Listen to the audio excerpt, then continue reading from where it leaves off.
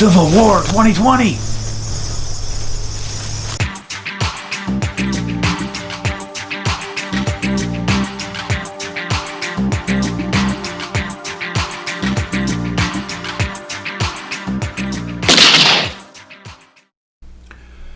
So I'm sure by now you've heard a news story, read an article, maybe watched a video on YouTube. There's plenty of them out there about the looming Civil War.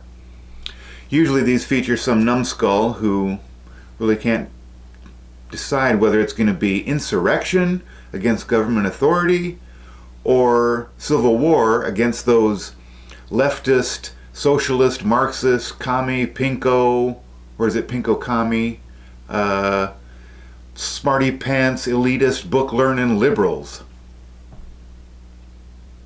You know, the ones who trigger me.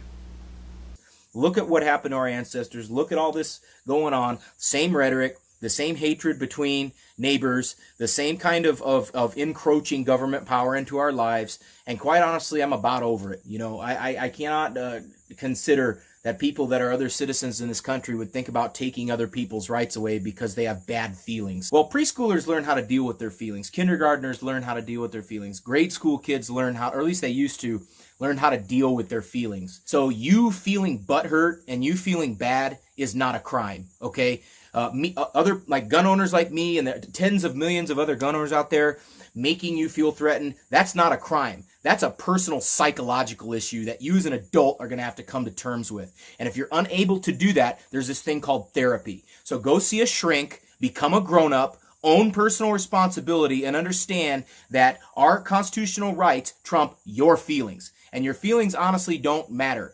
And if you think that your feelings matter in life, the world doesn't revolve around you. And here's my advice to you, whether you're younger than me or older than me watching this video, sometimes you just got to get a little tougher. Sounds like somebody needs a nap. That certain nations, when they reach certain points along their path, and no, it's just not the shelf life of 250 years, there are certain criteria that have to be met, wherein domestic tranquility is so damaged by immigration, number one. For a second there, I thought you were going to say domestic tranquility was so damaged by losers. I thought you were going to do that L thing. 2, foreign influence. And then 3, consolidation of power in the cities and the oppression of the outside areas, the rural areas. All of this is predictable. Yes, poor us. Poor us white folk, Christians, out here in the country with all of our land and privilege. Poor, poor us victims. It's all happened before, and it's all going to happen again. In the United States, the reason why I think we're headed for balkanization and not a proper civil war, see, let's define our terms here. Civil war here is you've got at least two factions warring for control of the same central government. We could end up having that, especially if the Democrats, through a BS mechanism, attempt to overthrow a duly elected official through BS. Yes. When things don't come together too quick in your head, you kind of have to slow down. And yeah, if he was a criminal and if Congress found him to be unlawful, but he's my guy, so I gotta stick with my guy. But the Constitution and law, but he's my guy. He's my ideology. I think you could see a civil war for that, especially if the commander-in-chief were to call up the militia.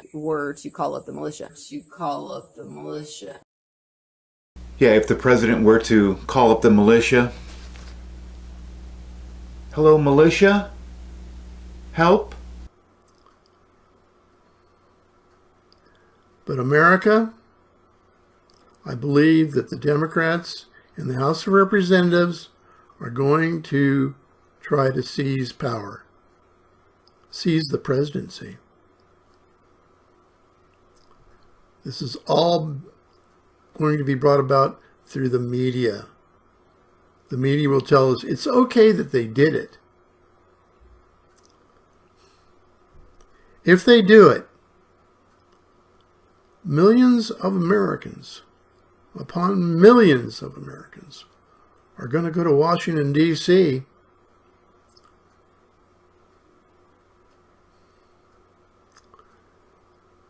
I believe in the rule of law. The President of the United States and the Constitution.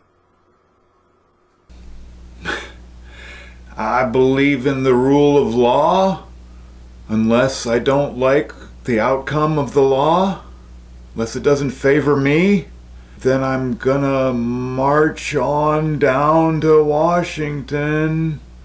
Well, the only people threatening civil war are these right-wing extremist numbskulls, right?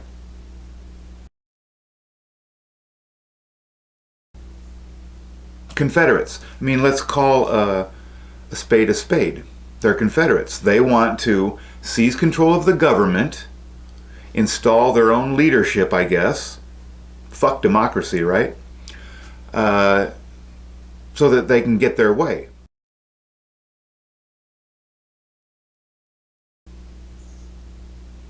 It's pretty undemocratic, unethical, immoral. But that's the Confederate ideology. The South shall rise again. So I guess the question is voting going to fix this? Well, back in 2016 in November, we handed the Republicans the country on a silver platter. They had an overwhelming majority in the House. They had more than enough wiggle room in the Senate, and they had the presidency. And all that came out of it was a tax bill that benefited some and did not benefit others.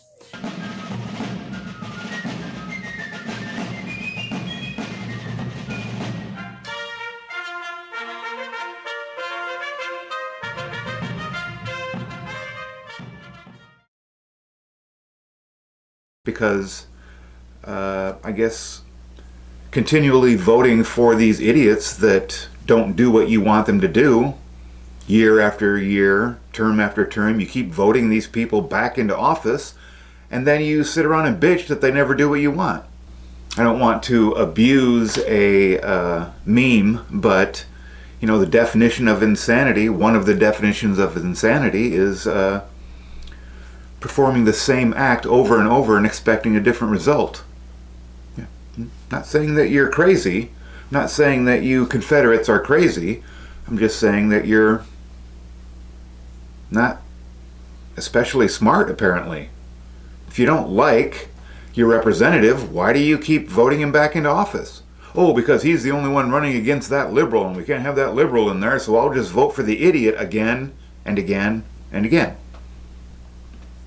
We are going to overthrow the government, install our own government that we like, that we think is going to do what we want, because putting the people in office that we want hasn't worked so far.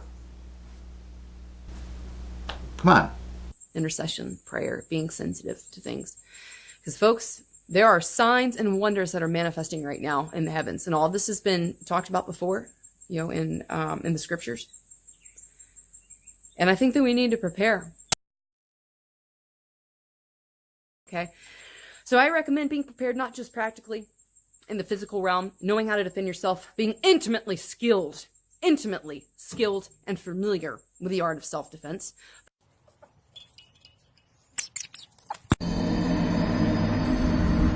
You feel it in your guts, like the central part of you, that this is wrong, and you know you're not going to stand for it, and you just don't know what to do. That's in your spirit, and that's the time for intercession, and that's the time for being together with people. There's this thing called therapy. So go see a shrink, become a grown-up, own personal responsibility, and your feelings honestly don't matter. And if you think that your feelings matter in life, the world doesn't revolve around you. And here's my advice to you, whether you're younger than me or older than me watching this video, sometimes you just got to get a little tougher. I don't think that it's going to be a nice, pretty clean-cut civil war, if that can be said, in geographical terms, and that it'll be like you're reading it from a newspaper. We are living history right now. The balkanization and breakouts of things similar to Shays Rebellion, I think, are probably the most common. That's what I have for y'all today. Wasn't the Shays Rebellion put down? Yeah. I think you lost that one too, along with the Civil War. You Confederates don't have a good track record with your ideology throughout history. Okay, but enough of the nonsense there. Let's get down to the real brass tacks. This guy's got a whole thing set up, right? I'm not going to go through every detail of it because it's ridiculous, but He's got, 1 million views on this thing, so there's a lot of people out there who've seen this. I wonder if any of those people are government agencies.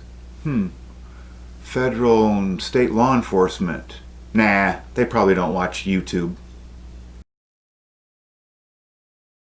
I also want to make it clear, I advocate for peaceful separation of right and left in America, so don't misinterpret this as me calling for you to take any action other than simply to make sure you and your loved ones are prepared and safe in this type of eventuality. Also, before we get started, I need to quickly mention why is this so important? Because a civil war is virtually certain to happen in America at this point. I see, you're advocating for a peaceful civil war. A civil war. Okay, now that you got your disclaimer, your CYA out of the way, because sedition is illegal. Very soon, half of the voting population will have no political representation. The right wing in America very soon will never be able to win an election again. Wow, so let me get this straight. You think that you're going to win a civil war, but you can't even win an election? I mean, that's just voting. If you can't get enough people to go to the polls and vote the way you want, how are you going to get them to pick up arms and take on the government or the rest of the country? You Confederates are a hoot. Donald Trump is the last Republican president. Oh, I see. So when you said that the right wing will have no representation, what you meant was you won't be able to win the presidency anymore. I mean, you have representation, right? You have representatives that you elect and send to your state and federal government, right? You elect these people, so that's your representation. The fact that you can't install your own president, I thought the president was supposed to be the president of everyone and not just your guy. Isn't he everyone's guy or gal? The other. And what I'm going to use as a starting point is an analysis I found online by a person who claims to be a former red team planner for the United States government. Red team planning is something that all sorts of different organizations do, including the United States government, of course. And what it is they set out a red team and a blue team and they run out a scenario to see if the organization can withstand some type of attack. So for example, in computer security, you'll have a company that runs a red team scenario where a group of people in the company pretend to be attackers or hackers and they try to attack the company's computer security. So that's what red team planning is. So this person is claiming to have worked for the government as a red team planner, as a person that said, okay, if I was going to be a revolutionary and attack the United States government as a revolutionary force within the United States of America. I thought you were going to talk about civil war. This sounds like insurrection. This is what I would do. And of course, the government, we can assume, has run these scenarios many, many times. Well, I guess you know that the government already has plans to deal with your Confederate uprising. So, game over, right? The U.S. power grid can be taken down by a series of surgical strikes. A series being more than a few. So, you're talking about a coordinated, organized effort. So, you'd be happy with a long, drawn-out Afghanistan, Syria type of scenario where it's hit and run, can't tell who the enemy is. Hey, look around. The enemy is all around you.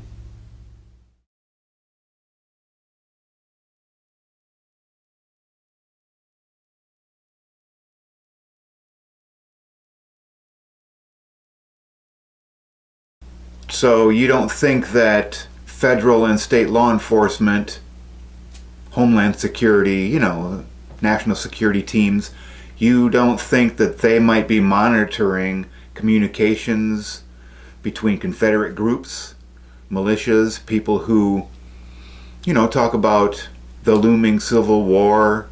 See that guy sitting there next to you at your militia meetings when you're running drills?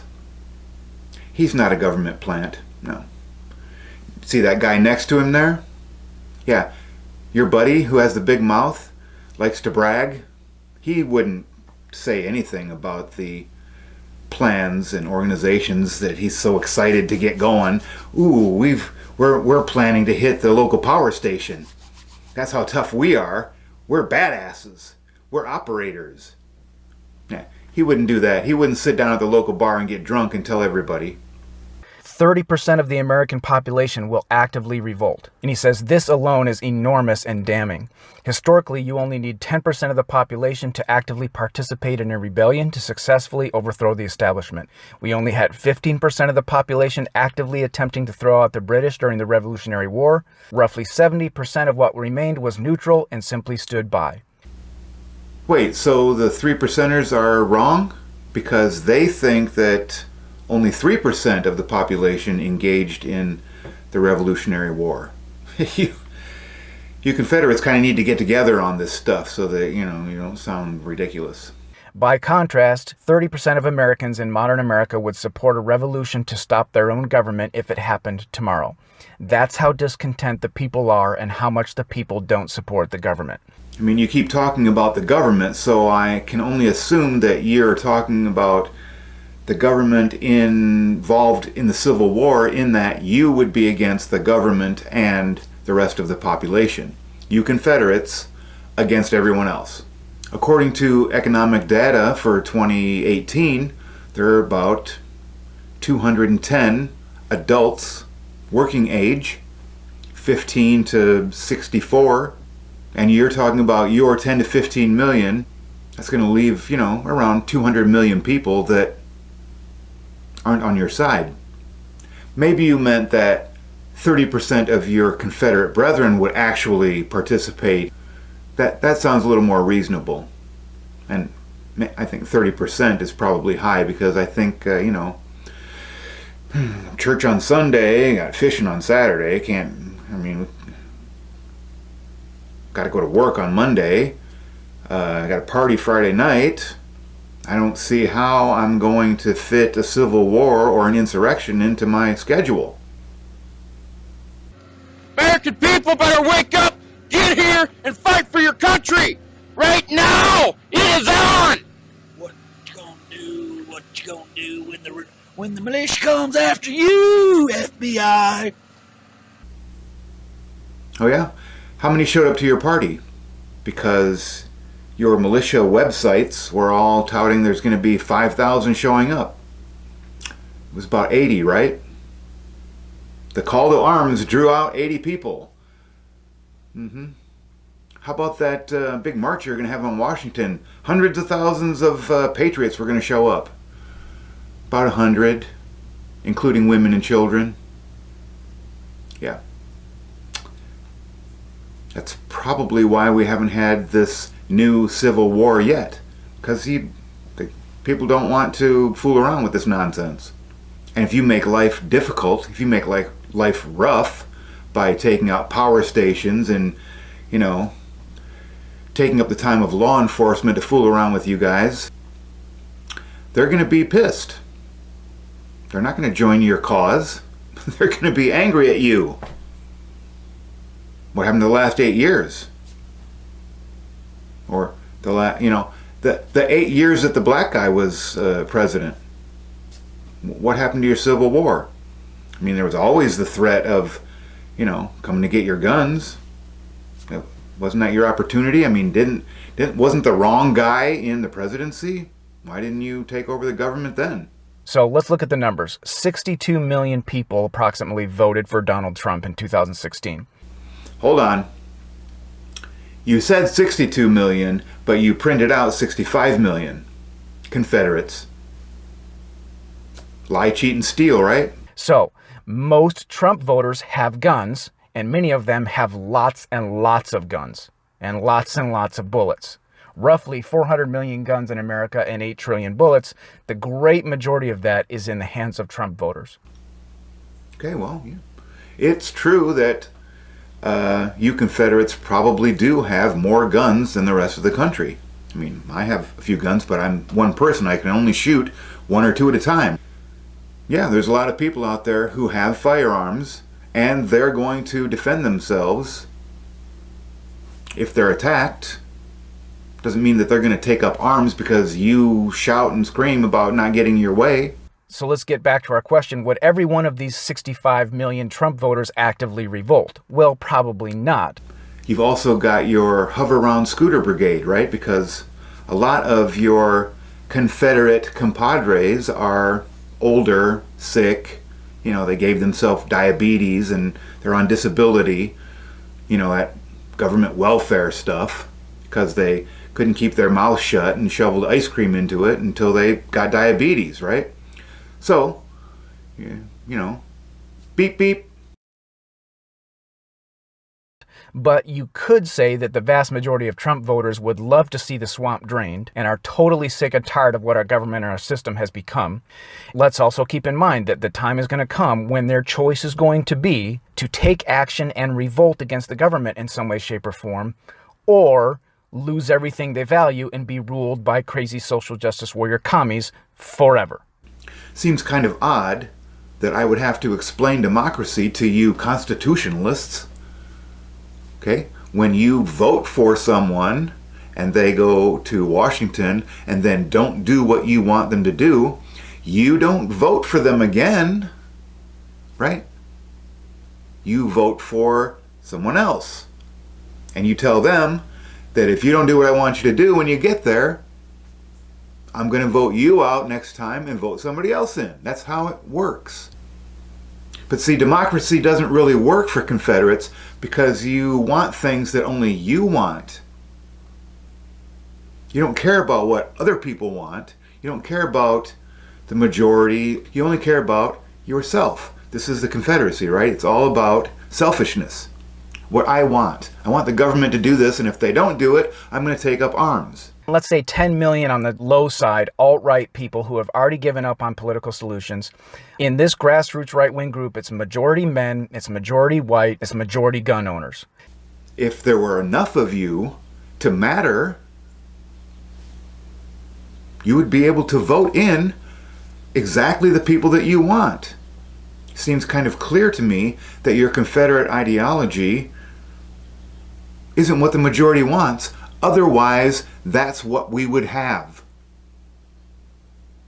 Okay, we got 245 years for you to get things the way that you want them, you Confederates. You tried in the 1860s, it didn't work. Now you have no chance. Sorry, I let the cat out of the bag. There will be no Civil War. Sorry. Game over? Are we done?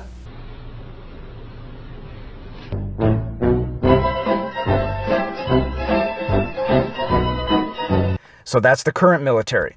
Now, let's look at former military. There are many times more former military in the United States than current military. You've got about 20 million former military in America. 18.5 million of them are men. A little shy of 2 million of them are women. So that means about 13 million, give or take, former military that leans right politically. Yeah, all those military guys who've been to war, who've engaged in fourth-gen warfare. Yeah, let me break the news to you. Pretty much the only people that are going to be on your side are the people that are already on your side.